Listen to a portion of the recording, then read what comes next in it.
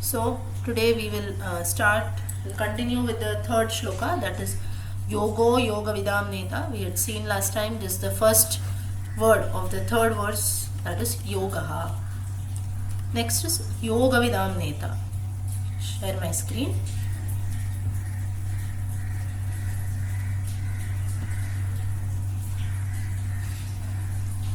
Yoga Vidam Neta, this is the definition as per Shankara Bhashya. Those who are knowledgeable, they get the divine, that is Yoga Vidam Neta. This is the meaning of this verse. Now the meaning of the word Neta in Sanskrit, Neta is like a leader or one who guides. That is why in our freedom struggle also we have Netaji Subhash Chandra Bose. He had got this title Netaji, reason being he was like a leader. So the one who leads the entire world, that is Neta, or one who behaves like a Neta is God himself or Guru himself, that is a leader or master. So Yoga Vidam Neta. We saw the meaning of Yoga, that is how to connect. So like for example Krishna through the Gita, he shows different yogas, Bhakti Yoga, Karma Yoga, Jnana Yoga, Sankhya Yoga. These are all different paths to connect to the divine. But just by saying something from the mouth or you read it from a book is not enough. We need a proper guide also. Now I'll give you a simple example. Vishnu Sahasranama itself. Meanings are there everywhere. We have the Shankara Bhashya, we have Madhvacharya's Bhashya, Ramanujacharya's Bhashya. So many other people have written books. On the net also, you just Google, you will get 1,000 names. But at the same time, all of you say 20 people have joined today. All the 20 people you have joined this class. You have books, you can directly read from that. I am also telling you the same thing. But still no, maybe you have joined. I am not saying that I am a guide also, but then still if someone speaks, we go and join, we listen. So we need someone, right?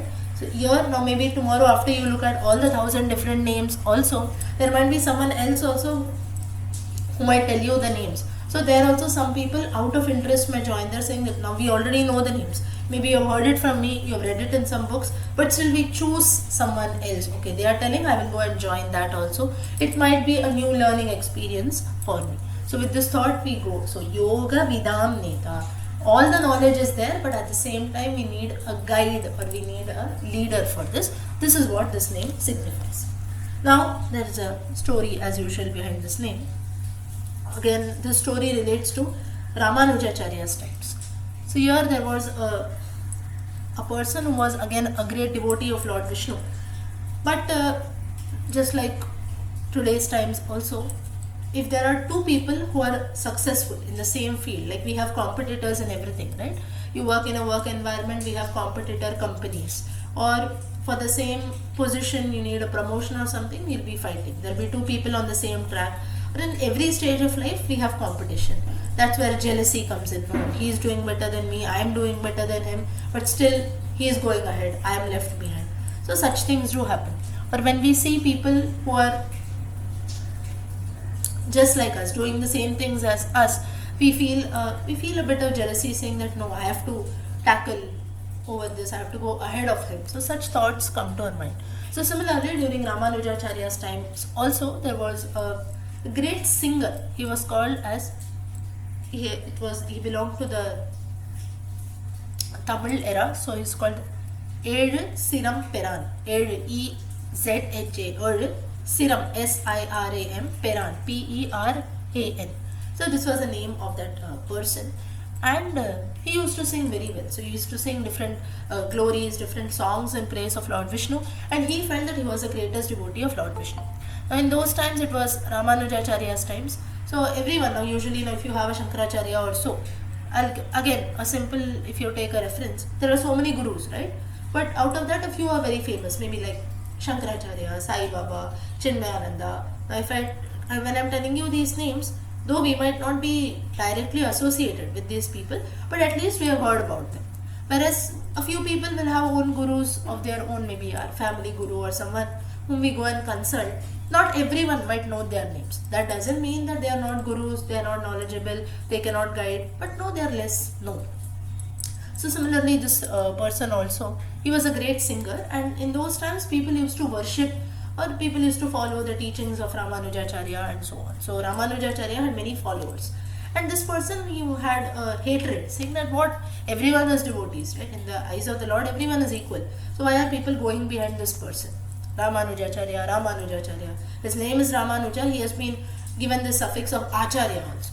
So then he had this feeling in his mind, but still every day he used to go to the temple. This is again in the Melkote temple of Karnataka. If you remember, 1-2 names before, I think last time session also, we had got reference to this temple of Melkote. So there this person used to say. So there were different disciples of Ramanujacharya who used to also come to this temple every day.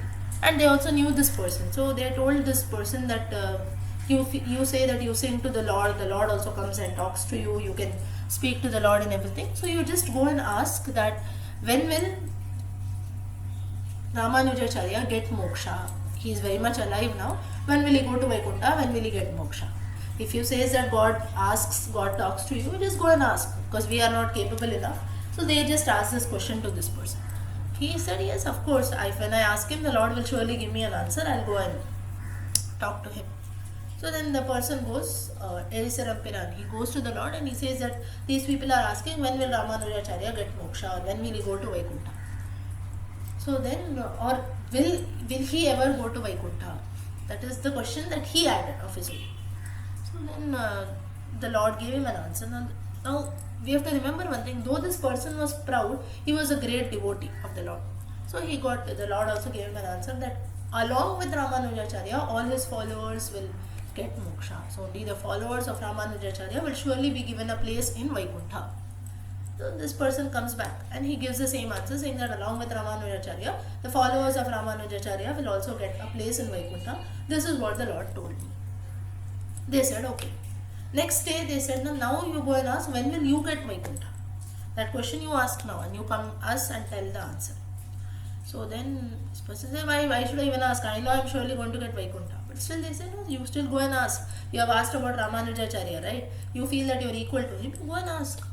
So he said, of course, I'll ask and I'll tell you the answer also. Surely even I'm going to get a place in Vaikuntha, maybe much before Ramanuja. So people said, yes, that let us see. First you go and ask. So this person goes and he asks.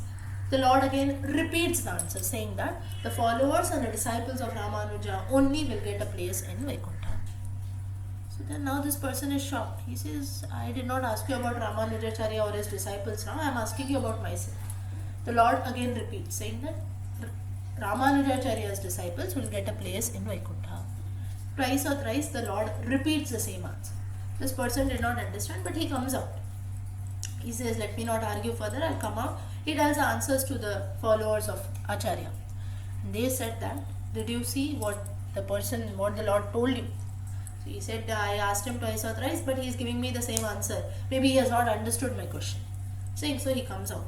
But at that time, what they understood out of this is that to achieve anything in life, it is not that Ramanuja is great or you are great. This is not what the Lord is trying to show you. Because this person he felt very offended, because he said that the Lord also is doing some discrimination between his devotees. Just because Ramanujacharya is very famous, he has got a lot of followers, lot of disciples, only he and his followers will get moksha, nothing for the others. Maybe you are thinking this way, the disciples said so, but that is not so. What the Lord tries to show you is that however great we are, we need a guru in life to guide all of us. Therefore, though you feel you are proud of yourself, that you know everything, you can directly attain God, it is not at all possible. We need a proper guru to guide us. That is why Indian tradition promotes a lot of guru worship. God is there, but why do we need a guru? Every day we chant the prayer, Guru Brahma, Guru Vishnu. Why it is needed? You go to schools, it is needed. Teacher is regarded as Guru. So God is there, Guru helps us. Guru is also a normal person like all of us. But maybe few things are more in the person, because he guides us properly to attain towards God. So that is the reason this name tries to show the importance of Guru in one's life. So therefore all the disciples say that it's not to show one person is up or down. It's just the Lord just wants to state that the importance of Guru in one's life. Now all of us also, Ramanuja is also a human being like us only, but still at the same time, a guru is very, very important. Now this is an example of Ramanujacharya. It will be for all other acharyas, any personal gurus, family gurus that all of us have. Or it can also be one thing, that it may not be always someone only on the spiritual path. In every thing it will be the same thing, right? Like I told you the same example. 1,000 names of Lord Vishnu are already there everywhere, but still we need someone who tells us. All the knowledge all in the books is there. You get the textbook in the store, school books, college books, everything is available in bookstores. But still we go to school. Why? Teacher is needed. Someone is needed to teach. Therefore a neta is needed. This is what is the meaning here. So we have everything that is available, but still a guide is needed. Right? Therefore that is the reason we have so many consulting companies. There are many people who work as consultants today. Right? What is this concept of consultant? Nothing but somewhat equal to a guru. Instead of directly reaching our goal, we need someone in the middleman as we call it. So the importance of middleman is there in each and every step in life. In the spiritual path, as per this meaning, in this context, it talks about the Lord who behaves or as a neta to the entire world, Yoga Vidam Neta. So one who chants this name as Yoga Vidam Netre Namaha. When this name is chanted, the Lord himself comes, and with the help of a guru, he also, with the help of the guru, we will be able to attain moksha or Vaikuntha quite easy. So the importance of guru in one's life is stated or is told through this name, that is Yoga Vidam Neta. So again, coming back to the story, this Rampiran, he realized this and he also became the disciple of Ramanujacharya, and that's how all of them attained moksha. Now here one thing we have to note. Here some people will get a small doubt in their mind, saying that to some extent this seems to be like discrimination, right? Or why should always we go through this concept of middleman? There is God, in between this guru concept comes, and on the other side we are there. I don't want to go to this guru. I directly want to go to God. I know about him. I know the path to reach him. Why should I even need this guru? This is a very practical question, and nothing is wrong in it. For this, a very simple answer, I'll tell you, a simple example I'll tell you. There are, to reach our goal, there are many problems, many hurdles, many distractions that come in the middle. But we need someone who tries to bring us on the right track, right? That is why parents are important. Child is there, child wants something. But in the middle, the parents come and stop saying that no, this is not good for you. At that time, the child does not realize this. Many years later, the child realizes, oh good, that day my parents stopped me, today I am in a good position. Okay? So at every stage of life, initially we have parents. Later, teacher, child when the child starts going to school. And in college life also, you still have teachers. Then ultimately, you are free. But this is applicable. So in every stage of life we see we need someone as a guide. Nobody can boast about saying that I am all alone I can attain all the knowledge. If all alone you can do anything, then why aren't you doing anything, right?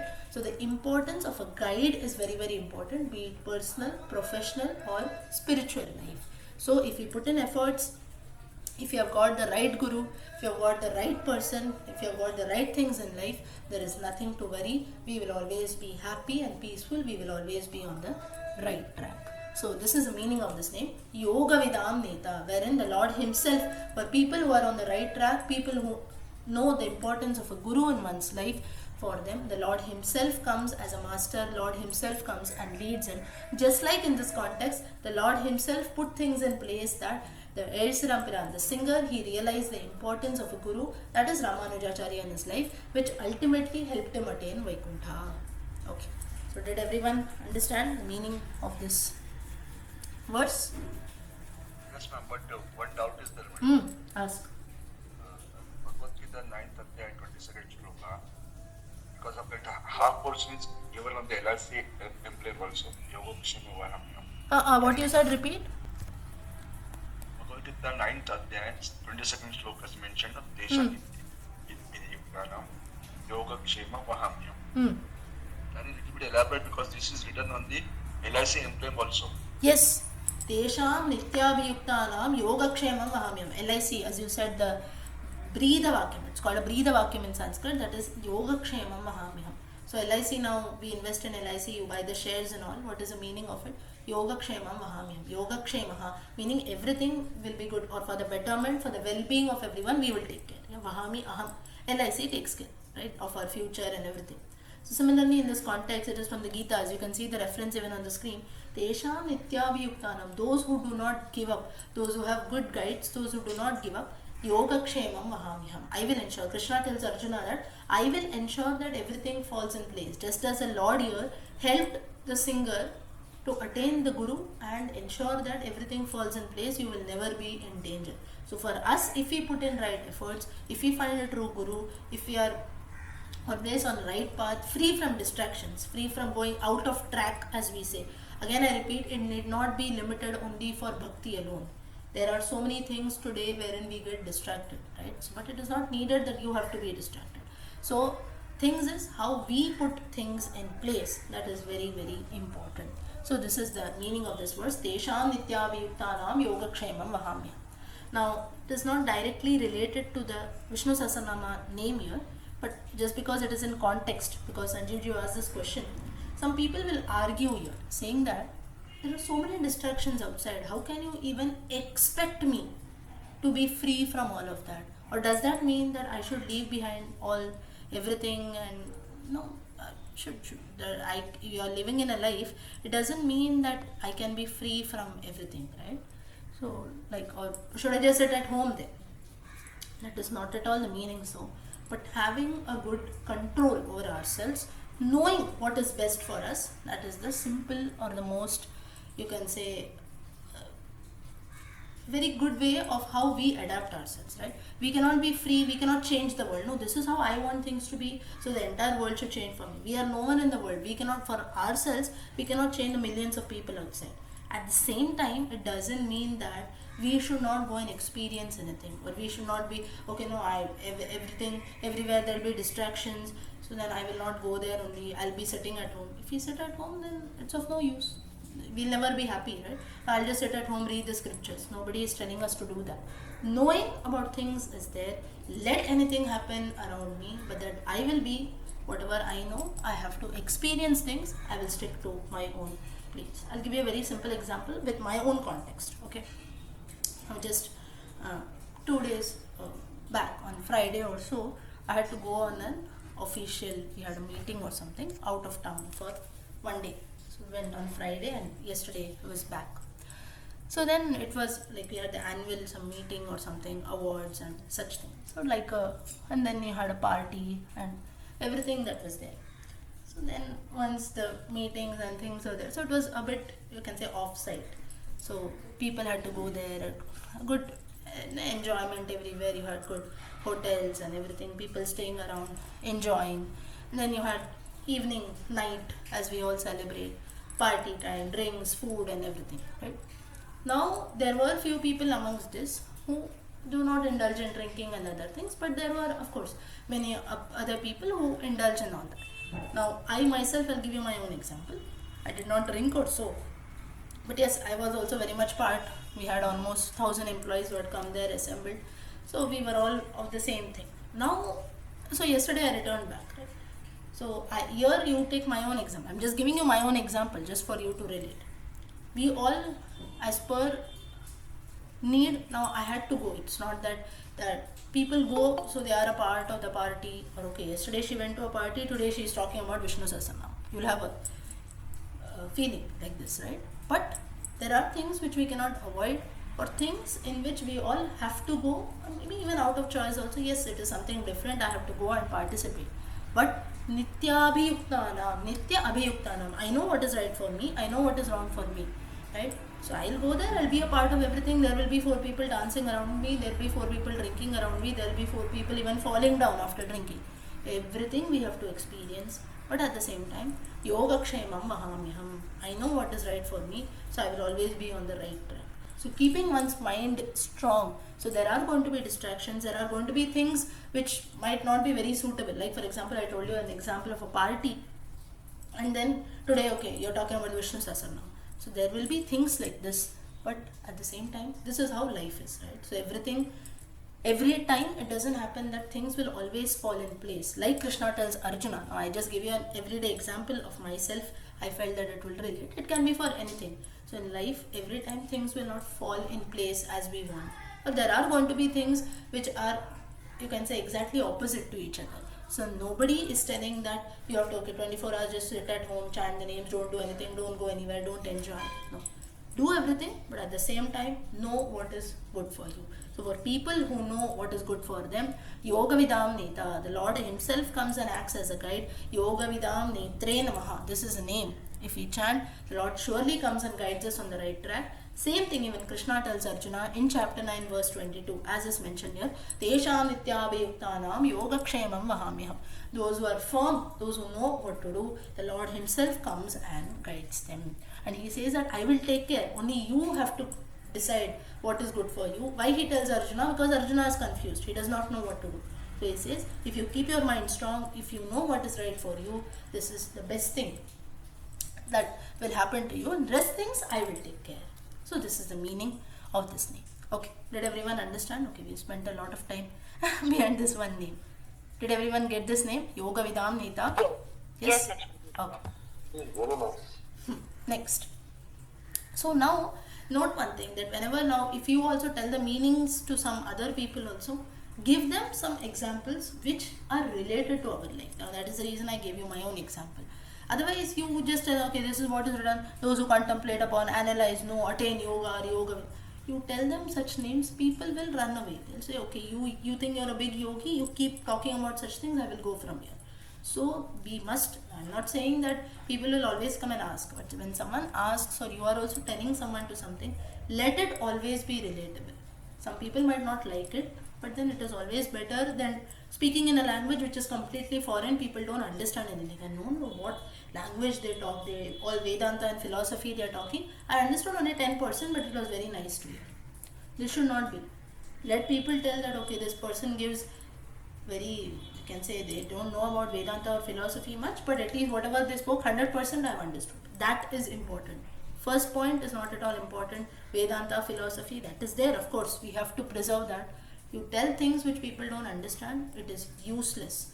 What is the need? Nobody will come and read the Vishnu Sahasranama tomorrow. Okay, the next name, Yoga Vidam Neta, Pradhana Purusheshwaraha. Pradhana Purusheshwaraha, this is the next word, together. For this, the best story that is there, Neta in this context is the Lord only, but to reach till there, the Lord Himself sends good people in the form of gurus. It can be anyone among us. Yes. So it can be anyone. That's why. Yes. So that's why we tell right. So we tell right. God sent. You were God sent, or this opportunity was God sent. What is God sent? Nothing but Neta. Right. So it's not that always beside me Rama Krishna will come and sit. In the form of a human, in the form of a man, also it will come. For this, one more best example I'll give you. Ekanatha's story, if you know. Ekanatha, when he was returning back from the Kashi Yatra, he saw the donkey on the way. All the people looked at the donkey, felt pity. It was in the Rajasthan area, he comes across a donkey. He sees that the donkey is parched, very thirsty. Now, Rajasthan, we know the heat there. So, at that time, what happens is all the people, everyone, now in those times, Kashi Yatra, today we have train, all good transportation modes. In those times, it was not so. People had to pass through different paths and come out of it. Usually, it is walking. So, Ekanatha belonged to Maharashtra, so if he had to go to Kashi, it would be via Rajasthan. So, when he came about, he saw this donkey. All the people also were passing on the same path. They all felt sorry. Now, we see someone, maybe a beggar or a small child on the road, we feel sorry. 10 people pass about, all the 10 people might feel sorry. Out of those 10 people, how many actually go and help, right? So, out of this was one, this Ekanatha, who, all the people, they felt sorry, but they kept on moving. Ekanatha stopped there. He says that no, this donkey is really in need. So we had Ganga Jalam in his hand. When we go to Kashi, we bring Ganga Jalam. He put the Ganga Jalam inside the mouth of the donkey. And what will people like us do? No, I bought with so much paying Ganga Jalam for my house, I will not give it to the donkey. That too, for a donkey Ganga Jalam, we have this mentality. No, Ganga Jalam was, he poured a few drops, the donkey became fine. And the donkey was so happy, he gave a very satisfactory look to Ekanatha. Ekanatha became happy. Donkey was none other than Lord Vithala, Lord Panduranga himself, who had come in the form of a donkey to see the devotion of Ekanatha. So here, we don't know in which form God comes, but we have to have the same mentality, whether it's a donkey, whether it's a dog, whether it's a human, or whether it is God himself. Mentality has to be same. Now the importance of a dog and donkey, I think we had seen in the Chanakya Niti.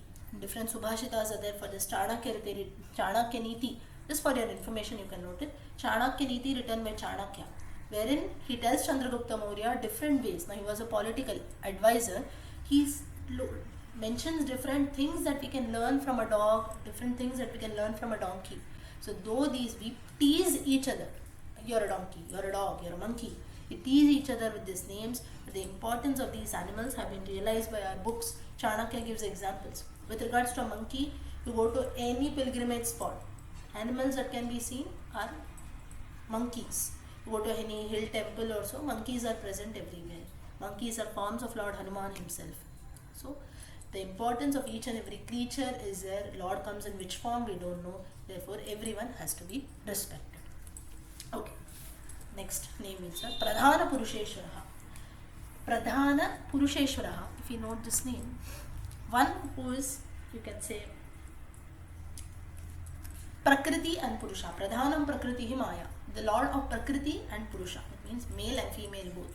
Prakriti is this world around, Purusha is the Lord. So we say something called Paramatma, Jivatma. Paramatma is the Lord. Jivatma is the same Lord which is present in all of us. Okay? So the same thing that is there. So the one who is ruling over everything, that is Pradhana Purusheshwaraha. Now for this there is a story. Dhruva Charitam story of Dhruva. Dhruva was a son of Uttanapada and Sumati. We know the story of Dhruva. He had a stepmother, second wife, Uttanapada had Suruchi. She too had a son. So now there are two wives, both had one son each. Who will be the next king? Of course, both the queens wanted their own son to become the king. But Sumati was very well-natured, good-mannered, whereas the Suruchi, the stepmother of Dhruva, she did not like Dhruva. So right from a small age, now as children, whenever Dhruva used to even come and sit on the lap of the king, Uttanapada, she used to not like. She used to push the boy away, saying that no, my son has to come and sit there. So Dhruva used to feel very bad, and he used to run to his mother Sumati and say, I just went, sat on the lap of my father, my stepmother, she pushed me away. Am I so bad? He felt that. So his mother said, don't feel bad about it. You worship Lord Vishnu, who is the father of the entire world. He will surely give you a place and everything will be good for you. She just told this one line and she went away. Now Dhruva took this very seriously. 5-year-old boy. He went to the forest, and when he was moving about, Narada came there. Narada said, where are you going? No, my mother said, you do tapas, worship Lord Vishnu, everything will be fine. Narada said, you can do worship at your home only, you need not come here. Come to the forest, do severe penance and everything. Dhruva said, no, I don't want to do some normal worship that it will. He was a very small boy. So he had taken this so seriously. He said, no, from my homes all I don't want to do. I want to do very severely tapas in the forest so that always I can get a good place. I will always be a devotee of Lord Vishnu. And because my mother told that he is the father of the world, I want to worship him. Because I am not getting good treatment at my house. Narada said, okay. And then Dhruva started doing tapas, standing on 1 feet and so on. He did for many years. At that time Lord Vishnu was happy with his devotion. He came in front and asked Dhruva, what do you want? So he said that I want to, this is the story that is there, my stepmother, she is not allowing me to sit on my father. I want to attain you because my mother said you are the father of this world. So then the Lord says, I am very happy with your devotion. You have already attained me. So I will give you a position of the pole star, Dhruvatara. So that means the highest position that is there. You need not even long for sitting on your father's lap and everything. That's why we have the pole star. You can see the Dhruvatara even today on the sky, in the sky. But then the Lord, what he says is, this is not the right time for you. You are just so young. Now itself I cannot give you moksha, I cannot keep you in the sky. Dhruva is again shocked. He said, no, there is no age for everything. The tapas I have done and so on. But he says, Vishnu says that, you are still very young. Being my devotee, you have more responsibilities to do. You go back now, You take care of your family, your mother is there, your father, everyone is there. You make your kingdom strong and then you return back. Then you can become the pole star. But for now, your first duty is you have to take care of your kingdom and family. But then Dhruva, the boy says, no, nobody likes me. My father, he is good. But then he is listening to my stepmother. My mother is also helpless. So everyone is just taunting me. That's how I had to run to the forest and do tapas. Vishnu says, I have taken care of everything now. But now you go and see, you can see a transformation. Because of your devotion, everyone is transformed there in your kingdom. Everyone is good natured now. You go and see the difference. Dhruva listens to Lord Vishnu, he returns back. He is surprised to see, he is shocked to see that everything changes. His own stepmother Suruchi, he comes and she talks very sweetly. His father also starts treating him good. Then he runs back to his mother Sumati. Sumati says, see, did you look at the power of devotion? Everyone has changed around. Then the story goes about Dhruva ruled for many years. He established a good kingdom. He begetted children. Even their children were also on the good path. He made them kings. He did all his responsibilities. Ultimately, he attained sannyas ashrama. He returned to the forest. After attaining moksha, he got the place of Dhruvatara, wherein all the Saptarishis move around him. That's the place of Dhruvatara. So what is the significance? Pradhana Purusheshwaraha. So just as Dhruva was given Pradhana Purusha, Pradhana means a very important position, exalted position of the Dhruvatara, pole star in the sky. We cannot see the moon even on the new moon day. We cannot see the stars properly.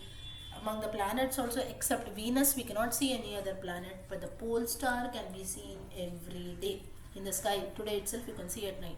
Pole star Dhruvatara can always be seen. Therefore, Pradhana Purusha. Pradhana is a very important exalted. Purushaha. Purushaha Ishvaraha. Pradhana Purusheshwaraha. Meaning one who rules over everyone. That is, or one who rules over Dhruva himself.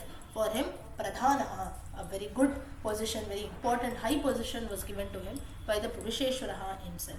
So one who rules over everything, Jivatma, Paramatma, and just like Dhruva, even now if we pray a Pradhana Purusheshwaraya Namaha, if this Nama is chanted, he will also attain a good position, exalted position in life. That is the significance of this name.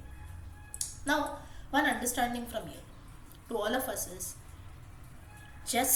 we cannot, just like Dhruva, even after he did penance at the tiny boy at the age of 5 or 6, he attained moksha. At the same time, Lord Vishnu could have given him moksha. Lord said, you have got moksha, you have pleased me. I will surely give you your position. But that doesn't mean that you run away from your responsibilities. You have been born as a Jivatma here. So you cannot run away from that. That's just I'll take you to heaven. No. So learning for all of us. Some people will say, no, I'm just fed up with life. I'll take up sannyasa, go to Himalayas. You cannot leave your responsibilities aside. Right? Life, this is somewhat related to the previous name also, Yoga Vidam Neta. In our life, we have other duties also which we have to do. You have work, you have family, many duties and responsibilities. Nobody should say that, no, I'll give up all that, I'm doing devotion. That devotion is of no use. Best example you take of Dhruva himself. He did penance in the forest. Vishnu himself came in front of him. But what Vishnu told him at the end is, first do your duties. Go back to your kingdom. Ensure that your kingdom is there properly, is functioning properly. Then you come back, I will give you moksha. So the same thing is applicable to all of us.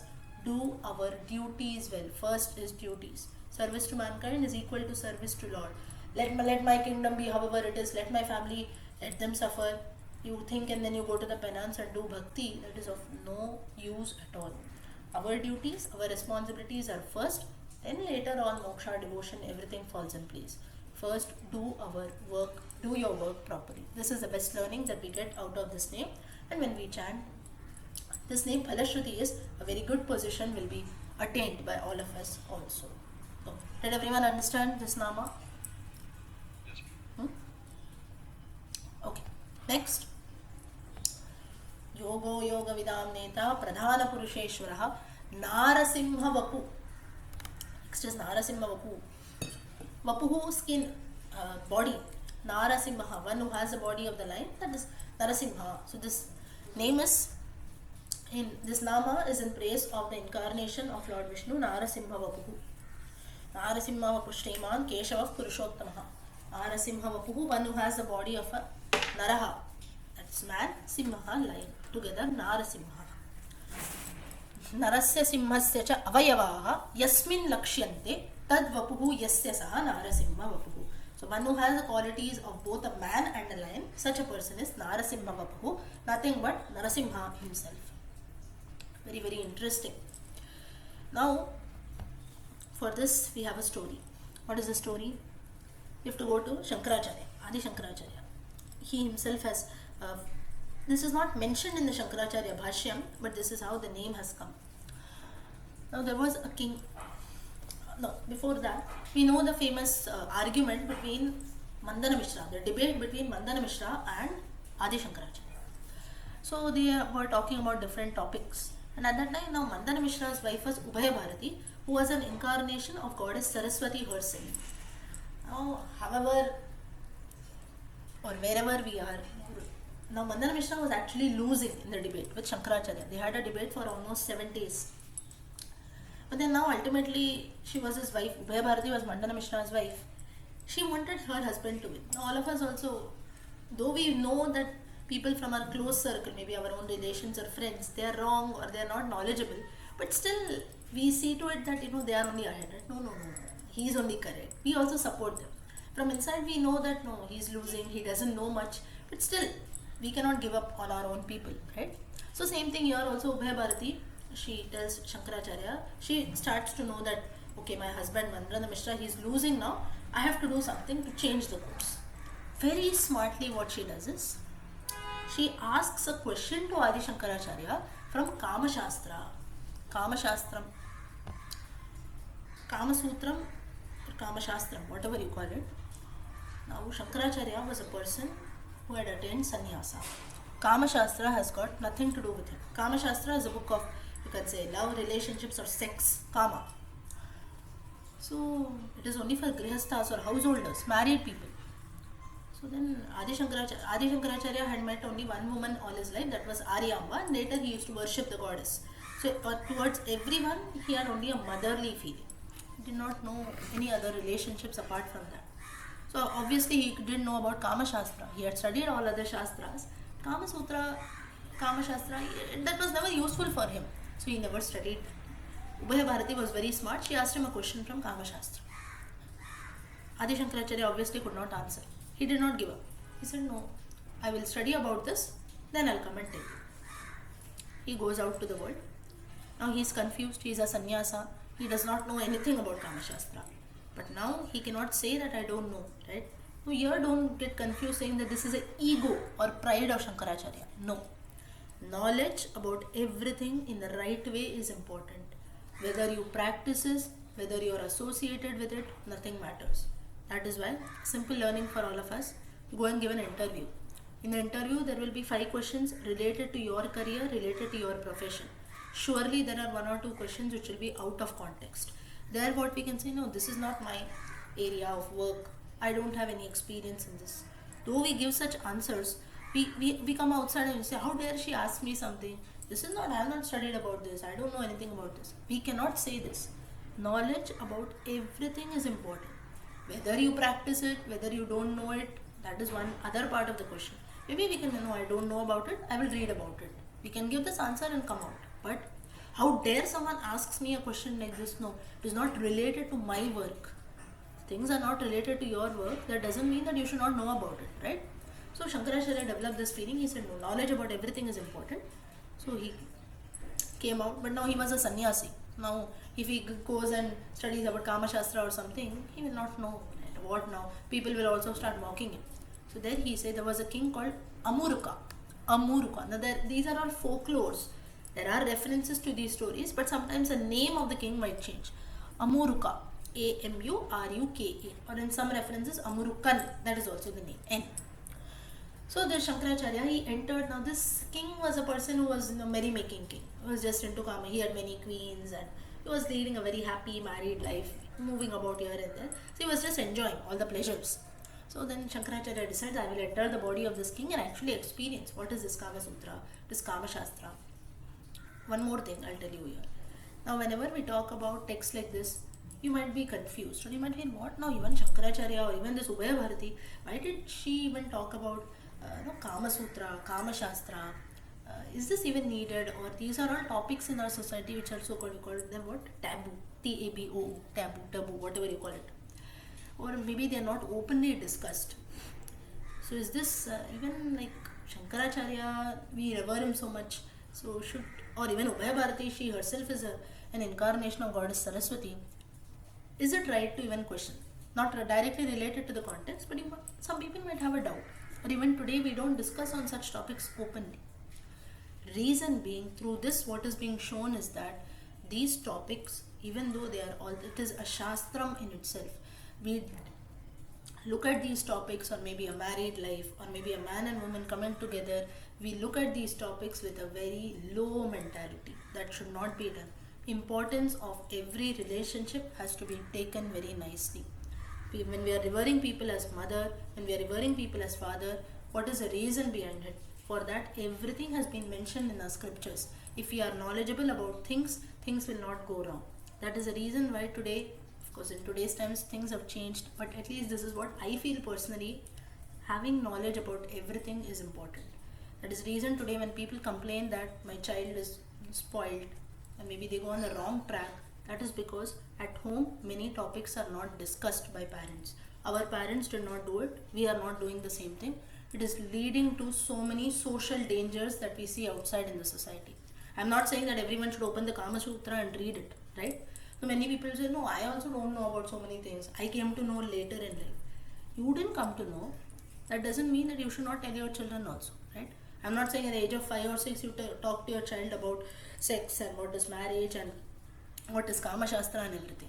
But rather than getting to know from outside, now if you don't tell your child, from outside the child will know it anyway, right? It leads, that is half knowledge, because someone tells them something, or today we have the technology also, people come to know about it, it leads to dangers then. So there we feel, and then from that point onwards, child starts feeling uncomfortable. That is the reason today we have to go to so many therapies and psychological centers, because child has developed this feeling, my parents discuss only things which are comfortable for them and me, but there are still many more things that my parents have not told me. Why should I also tell them things? So at least from our side, this is what I personally feel. Knowledge, it need not be only Kama Sutra or Kama Shastra. Knowledge about everything which you feel is needed, that has to be told in life. This is a part and parcel of everyone's life, normal human life. So things that are needed have to be discussed, be it in school, be it in college, be it in even in at home, whatever is needed, that has to be told. You feel something about it, society feels something about it, no. Whenever we discuss things openly, children are also open towards us, and they know that okay, my parents are comfortable talking about things, I will also be comfortable in sharing the same. And again, knowledge about everything is important. Shankaracharya himself tries to show this. So this is just one outlook. So there are many things which we regard as per our comfort. No, I'm not very comfortable. That is one thing. But what is truth has to be told. Why not discuss it? Why not talk about it? I'm not saying that you just waste time and go very deep into such topics. When we look at some topics which are very, we have a certain outlook towards certain topics like this. It should not be done. It is very important stage, very important part of everyone's life. So discussion about everything has to be done. That's why here also what Shankaracharya does is, we'll come back to the story, he enters the body of this king. He says, being a sannyasi I cannot do this, because sannyas ashrama has got some rules. I will enter the body of this grihastha, Amrukan, this king Amruka, and he experienced Kama Shastra. He learnt everything about Kama Shastra, whatever has been mentioned, and he knew about it. But now later he learnt about it, and he realized that now I've learned, I have to go back. Now all the people who are there, the minister, now this king was like a fool, you can say, equal to a fool. So he was, I told you, he was busy in merrymaking. So he did not care about the subjects much. Now the ministers or all the people around also, they felt that surely this is not our king, because we know that our king is not so smart. So it is some yogi or some great person who has entered this king, because he is managing the kingdom also very well. Now almost the king had died, the Amaruka king had died, and that's when, after the person had died, Shankaracharya had entered his body through yogic powers. This is what is the story.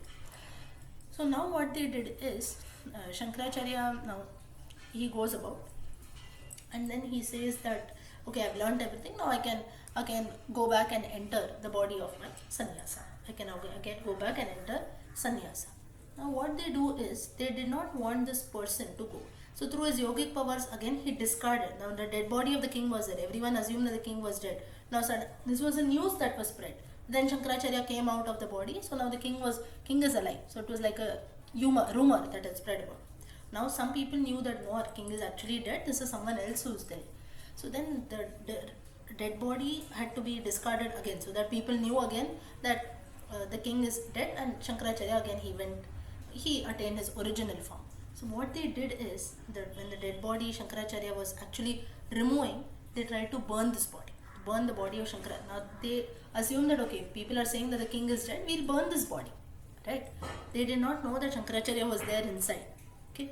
Now all this is yogic powers, okay, not magic we can say. These are all yogic powers that the Lord had, that the Guru had.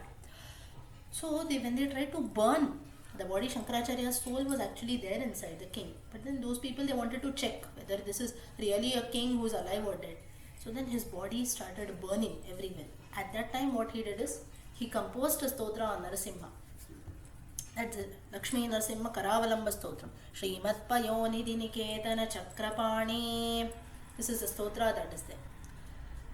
And then what happens is that the Lord himself comes there. Narasimha himself comes there with 16 hands. 16 hands. If you have ever seen a picture of Narasimha, when it tears open the stomach of Hiranyakashipu, 16 hands. At the same form here Narasimha comes. Here what he does with 16 hands is, 2 hands he blesses Shankaracharya, 2 hands he applies honey to cool down the body of Shankaracharya, 2 hands he had the Shankar Chakra, 2 hands he tries to douse the fire that was burning the body, with 2 hands he lifted Shankaracharya up, 2 hands he held Shankaracharya. This was what he did with this. He held Shankaracharya, with the remaining 2 he lifted him up and he tried to cool him down, tried to bless him, saying that I have come here now, you have finished your duties, I will come here to save you because you have chanted my names. That is Srimat Payonidhi Niketana Chakrapani. So this is the story behind Narasimha Vapuhu, wherein the Lord himself, he assumed the form of Shankaracharya, he assumed the form of Narasimha, and he came to save Shankaracharya. So here the story is quite big. The reference is how Narasimha came here to save his devotees. Devotee was Lord Adi Shankaracharya himself. This is one. Second is learning for all of us. Knowledge about everything is important. So again, coming back to the story, Adi Shankaracharya, it took about a month or so. In the Shankara Digvijaya Sara, you get this reference. About a month or so, he took time, he learnt everything about Kama Sutra, Kama Shastra. He returned back, he answered Ubhaya Bharati, the question that she asked. She was very happy. She declared that I am Goddess Saraswati himself. And then Mandana Mishra also became the first disciple of Shankaracharya, Sureshwaracharya. That's how Ubhaya Bharati, she went to Sringeri. Sureshwaracharya also became the first Acharya of the Sringeri Parampara, and Ubhaya Bharati is today's goddess Sharadamba of Sringeri temple. So this is the other story that is there. So 2 learnings from this. Pray to Narasimha, he will come there to save his devotees like he did for Shankaracharya. Second is, knowledge about everything is important. I am a sannyasi, I will not know this. This is something which is not commonly discussed, I will not do this. Society does not approve, I will not study this. Or it is something very dangerous, I will not study this. No reasons. Knowledge about everything given at the right time, in the right context, is important. This is what we get to know. Okay. Did everyone understand this name? Yes, ma'am. Yes. One question, ma'am. Yes. Hello. Hmm. Is it the same Mandana Mishra who was available for a debate in Yes, it is the same one. Raja Janaka's Sabha where Sita was present? Now there is a controversy for this. This is not exactly the same one. It is another person. That is a different one who had a debate. Some people say it is same, but then that is different because the time period and everything, if you compare, it's quite different. This Mandana Mishra is only with regards to Shankaracharya. But he was in Mithila, no? He was in Mithila, that's what they say, but then is it the same person also? There is little controversy because the time period of Ramayana and Adi Shankaracharya's times are a bit different. So it cannot be the same person. That is what is true. Maybe if we research more about it, we might know. Okay, next name. Narasimha Vapu Shriman. Next is the name is Shriman. Yogo Yoga Vidam Neta Pradhana Purusheshwaraha Narasimha Vapu Shriman Keshavah Purushottamaha. Shriman. Yeah. Shloka for Narasimha Vapu. Huh? The shloka for shloka for last. This is third shloka only, continuation of third shloka. No, Falashruti for the Palashruti, Narasimha. Palashruti is if you call out to Narasimha, he will surely come. Pray to Narasimha to be maybe to free us, to free ourselves from all kinds of dangers. Nama also. Narasimha Vapushe Namaha. Vapushe Namaha. We chant this Nama just as Shankaracharya was saved from all kinds of dangers, mainly Bhayaha. Narasimha is said to free us from Bhayaha, fear. The Lord will surely come and help us. Narasimha Vapushe Namaha. Next is Shriman. Now, Shriman is one in whose chest Goddess Lakshmi always resides. This is one meaning. Second is, now here chest there, Yasya Vakshasi Nityam Vasati Shrihi Sahasriman. One whose chest, or as per context, it can also be with nearby or with very close to us, one who resides. In our context, it will be prosperity or wealth only. In the Lord's context, it is his own wife, Goddess Mahalakshmi, who stays with him on the chest generally. Now, there is a story behind this. What is the story? There was an Alvar. Alvars, Nayanmars, we know the saints of Tamil Nadu. Tirumulshi. This was the name of an Alvar. He was a fourth Alvar. So once he had they're all devotees of Lord Vishnu, and as we saw in the previous story also of Yoga Vidam Neta, I told you the singer. So they used to have direct conversations with the Lord. So once it so happened that all the 10 avatars that were there, starting from Matsya till Kalki, he invited all the gods. He told Lord Vishnu that I am holding like a fancy dress competition also. I want all your different avatars to come. So the Lord says, okay, what you are exactly going to do or what you exactly want to show. Like amongst all these avatars, I want to see which is the greatest avatar. Now all avatars have their own story context. But as per this Nama, which is important or what is the story behind this Nama, that is why it's like a competition. Okay, so that doesn't mean that okay, one avatar is great, another is small and so on. Lord says, okay, you want which avatar should I take and come, you tell me. Now this Alvar is very, very smart. He says, first three is not needed. Matsya, Kuma, Varaha, they are all animal avatars. That is not needed. I want only human beings. Fourth is Narasimha, half man, half lion. Okay, little qualities of a man are there, you come. One is done, Narasimha. So he was selected in the first round, Narasimha. Fifth is Vamana. He says, Vamana Avatara, you are very shrewd in that. He asked for 3 pieces of land, you took up the entire world. Like this, you will do some cheating here. Stop it, you don't come. Next is Parashurama. Parashurama is that you will get very angry, so anger has got no place. Go. Parashurama is not needed. Next is Rama. Rama, you please come. Krishna, Rama is very beautiful, fancy dress. Now it was a fancy dress, okay, literally fancy dress. So we need beauty. Rama, we have Sundara Rama, we have these names. Rama says, okay, you come. Krishna, he says, Krishna, he himself boasts about him and comes. 16,000 wives, Gopikas, everyone want to spend time with me. I must be handsome. He himself comes. Krishna, Alvar says, welcome, come. 3 are done, Narasimha, Rama, Krishna. Next is Balarama. Now, as per Alvars, we don't have Buddha Avatara, we have Balarama. Balarama, Krishna, Balarama, both from the same family will not do. Krishna has already come, Balarama, you stay there. You don't come now. Now, if there is something next time, Krishna can stay back, Balarama can come. From the same family, 2 people should not come. Cheating. So this is what they say. 3 are done. Last is Kalki. Kalki has not taken place, so something which has not happened, I will not consider. So 3 are done. Narasimha, Rama, Krishna. Amongst these 3 avatars now, there is a competition. So the Alvar now, so the Lord says, okay, 3 I have sent, now you decide which is great. So mainly he wanted to see which of these avatars was great. So then he says, Narasimha, only Narasimha I will give the top priority, he will get full marks. Rama and Krishna say, why Narasimha? Everyone till date, more than Narasimha, people are praying to Rama, people are praying to Krishna. And you see, I have got so many good names also. Krishna, I have also done so many miracles. I have killed so many demons. People are worshipping me till date. Why Narasimha? Narasimha looks weird too. Half man, half lion. Very fierce to look at. Many people are afraid of his form and so on. So why Narasimha? Now, Narasimha is a person, he says that maybe outer beauty might be there. So what your Lord, again you get this reference from Lakshmi and Narasimha Karavalamba Stotram. If you have ever seen the picture of Lakshmi and Narasimha, as per references we know goddess Mahalakshmi resides in the chest. That is the meaning of the name Shriman.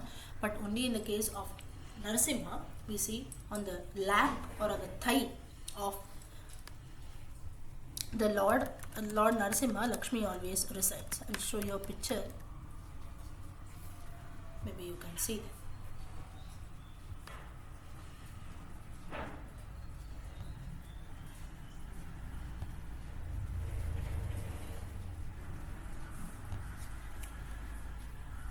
You see this Lakshmi Narasimha, you see the goddess sits on the lap of the Lord, Lakshmi Narasimha.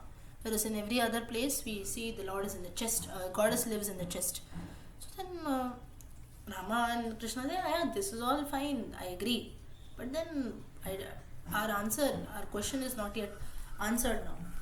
So then he says that outer beauty is one thing, but in the times of danger, one who comes and saves. So it is again like a continuation of the previous Nama. Narasimha Vapu Shriman, Narasimha Vapu, just as Adi Shankaracharya was saved. Similarly, how beautiful you are, how handsome you are, nobody will say. Right? Now, wife and husband also, I'll give you a simple example for this. My husband is so handsome, his height is so good, he's so fair, all that is one thing. The wife will become happy. But say for example, there is an argument between the mother-in-law and the wife. And then if the husband comes in the middle and then he supports his wife, the wife will be very happy and declare that my husband is the best in the world. So the one who saves us, give you a very everyday example. So apart from external beauty, that is one thing. But one who actually comes and saves in the times of danger, that person is always respected. Therefore, even for Narasimha, that is the reason we have Azhagasimhar or Azhagasimhar you call in South languages for Lord Narasimha. That's why in the Ahobila Matha also, if you see all the Acharyas who are there, they are all given this title of Azhagasimhar. Azhagasimhar is nothing but Azhagasimhar, beautiful lion. So the true beauty lies in the strength or the person who actually has those qualities than only external qualities that are there. Now that doesn't mean that Rama and Krishna are not powerful, but then at the times of danger, one who comes and saves, that is the Narasimha. That's an incarnation of Narasimha only. Therefore, Alvar declares that Narasimha Avatara is greater. Now this is just because it is in the context of Narasimha, this story has been told. If you have something in praise of Rama, they will favor Rama. Something in praise of Krishna, for example, Srimad Bhagavata Puranam will talk only about Krishna. So here we should not take that there is a discrimination between avatars. When one person has to be shown more, this is how comparison is made. For example, we have Ram Navami, Krishna Janmashtami. If all gods are one, why do we celebrate two different festivals? It's not discrimination. Ram Navami day, Rama has to be praised. Krishna Janmashtami, Krishna has to be praised. Right? So like this, for each and every god, respect has to be shown depending on the context that is there. So here it is a context of Narasimha. So the greatness of Narasimha has been shown. So therefore, in all other avatars, Lakshmi, goddess, chose to be in the chest, but only for Narasimha, because she likes, if she is in the chest, she cannot see the face, she cannot see the beauty of Narasimha. Therefore, in the Narasimha Avatara, she sits in the lap on the thigh of Narasimha so that she can see the face of her husband Narasimha every day and enjoy and admire his beauty. So that's why so here, though the literal meaning is Shriman, one who sits on the chest, that's the literal meaning, but in the context here, one who sits nearby or one who is always with me, that is Shriman. So for us also, the Nama, if we chant, is Shrimate Namaha. Shrimate Namaha, if we chant, the beauty of the Lord can be experienced. And just as Goddess Mahalakshmi is always, she gets a very close position to the Lord, we'll also get a close position to the Lord. Secondly, the Goddess Mahalakshmi also will always surround us. Prosperity will always be with us. That is the Phalashruti of this name, Shrimate Namaha. Okay, did everyone understand this name, Shriman? Yes? Yes, ma'am. Okay.